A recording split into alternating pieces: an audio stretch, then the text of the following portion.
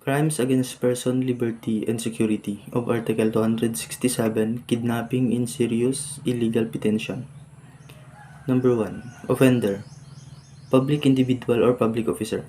Number 2. Act of offender kidnaps or details others or in any other moment. Deprives of letter of his liberty. Number 3. Act of detention of kidnapping illegal. Number 4. Constitutive circumstances. Number 5. A. IA. Kidnapping or detention or more than 3 days or B. Simulation or public authorities or C. SPI or threats to kill or D. Victim of minor except when accused is any of patients, female or public officer. Illegal detention and arbitrary detention committed by public individual or public officer. Manner of commission. Number 1. Unlawful kidnaps. Number 2. Detains. Number 3. Deprives of a person's liberty. Detains a person without legal grounds. Nature of commissions against the person's liberty and security. Against fundamental law of state. Article 268. Slight illegal detention. Number 1. Offender, private individual.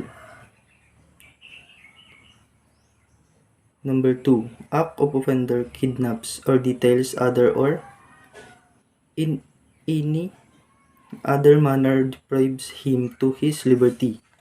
Number 3. Kidnapping or detention illegal. Number 4. Without attendance of the circumstances enumerated to the Article 267, Article 269. Unlawful arrest. Number 1. Offender arrests is detains other person. Number 2. Purchase the offender of the deliver him to the proper authorities to find charge in court. Number 3. Arrest and detention is not authorized by law or the reasonable ground of Article 272. Slavery. Number 1. Offender of purchases, sales, kidnaps, or detains a human being or human trafficking. Number 2. Purpose of offender to enslave such human being.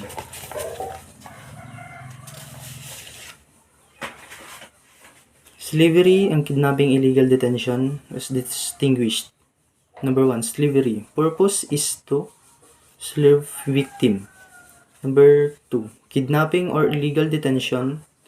Any other purpose of Article 280.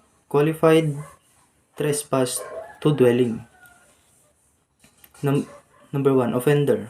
Private person. Number 2. Act of offender enters dwelling of others. Number 3. Entrance against letters will. Number 1. Entrance purpose of presenting same serious harm to himself, occupants of dwelling of third person. Number 2. Purpose to render same service of human or justice. Number 3. Cough of therein and other public houses will same as the still open. Of Article 281. Other forms of trespass. Number 1. Offender enters close premises or forced state of others. Number 2, entrance of will either of them is uninhibited. Number 3, prohibition to enter manifest. Number 4, trespasses not be secured in the permissions of the own of caretaker thereof. Article 282. Grave threats. Number 1. By threatening others within the infliction upon the person, honor, or property, other his family, or his wrong amounting to the crime in the depending money, or imposing any other conditions either even through the unlawful in the offender attain his supposed. Number 1. Traits of the commit crimes victims in family, person, honors, and property. Number 2. Demana. Money and condition. Number 3. Attentiveness. Purpose. Grave traits of Article 283. Number 1. By making traits without their offender attains in the purpose. Number 2. By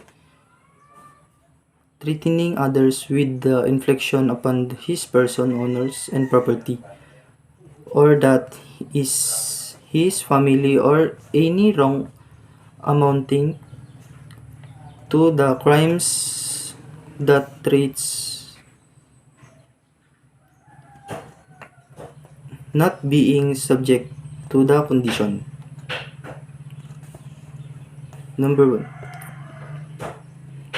A. Traits of commits of crimes. Victim, family, person, honors, or property.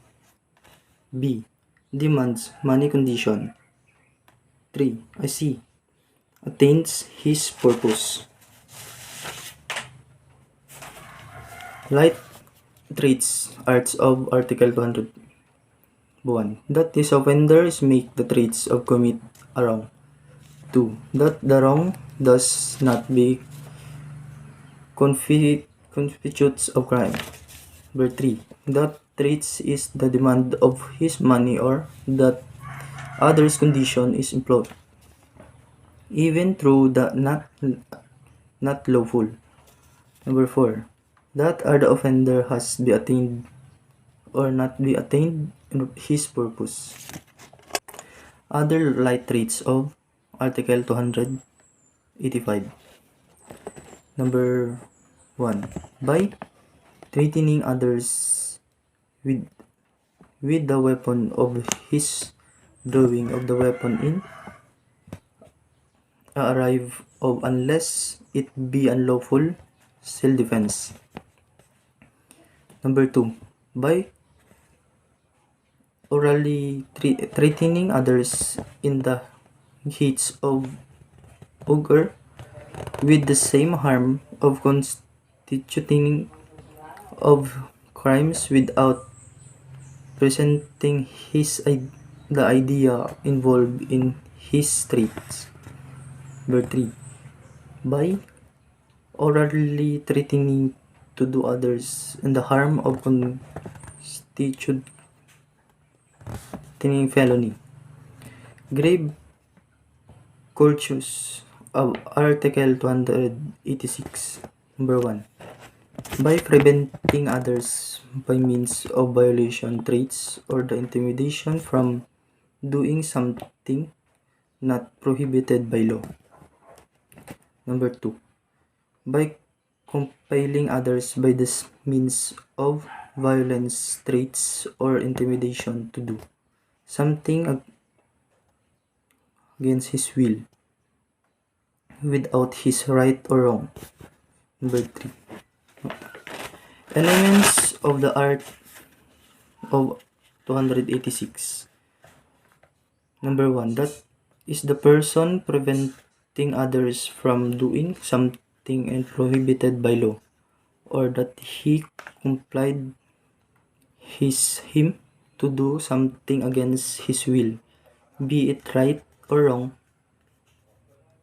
Number 2. That is a prevention of compulsions be inflicting by the viol- violence, threats, or intimidation. Number 3. That is the person of the restrained that will and liberty that others hand or the authorities by or the right to do so, or the other words that the strain shall not be made under authorities of law or in the exercise of unlawful rights.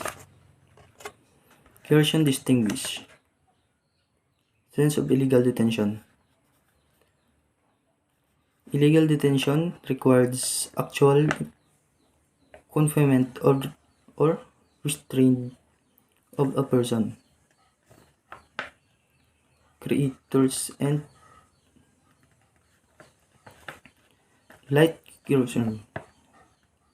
coercions of Article 287. Number 1. That the offender must be creator. Number 2. That the seizure anything belong to his obiter.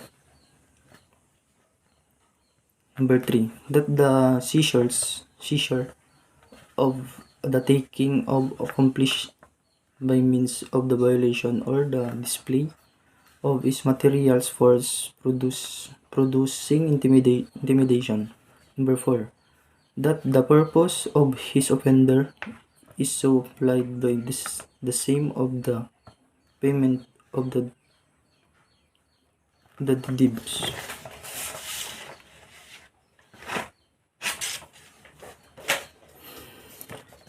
Other similar coercions of Article 288. Number 1. By forcing and compelling directly on the or indirectly and knowingly permitting the forces of compiling of the liberties of employee or of the office offender to the purchase of merchandise and committees of any kind. A. That the offenders of any persons against or the officer of any association or corporation. B. That he or frame of the corporation of the employee of liveries or employees. Number C. That the force of the compliance directly or indirectly knowingly points to the force of the compliance of any his of its liveries or employee to purchase of machineries or merchandise or communities of any kinds from forms of said frame of liberation. Number 2.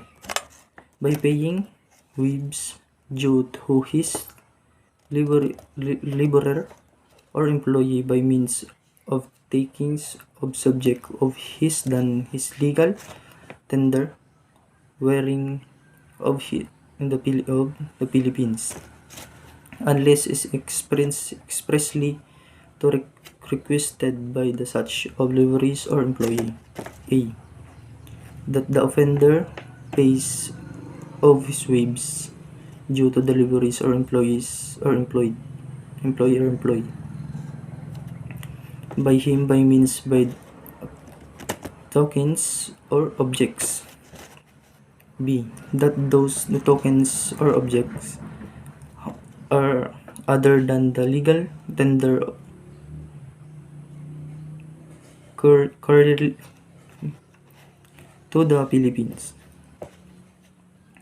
C. That the employees or laborers does not expressly requires to his be paid by means of the tokens or subject. Other articles under crimes against persons or liberty or security of Article 270, kidnapping and the failure of return of minor. Number Article 271, introducing a minor of the abandon of his name. Article 273, explosions of child labor. Article 274, service renders other completions of the payment of debt. Article 275, abandonment of the person in danger in the abandonment of one's own victim. Article 276, abandonment of the minor. Article 277, abandonment of the minor person entrusted with his custody of the infant of the person. Article 278, explosionment of the minor. Article 279, additions is purchase penalties for the other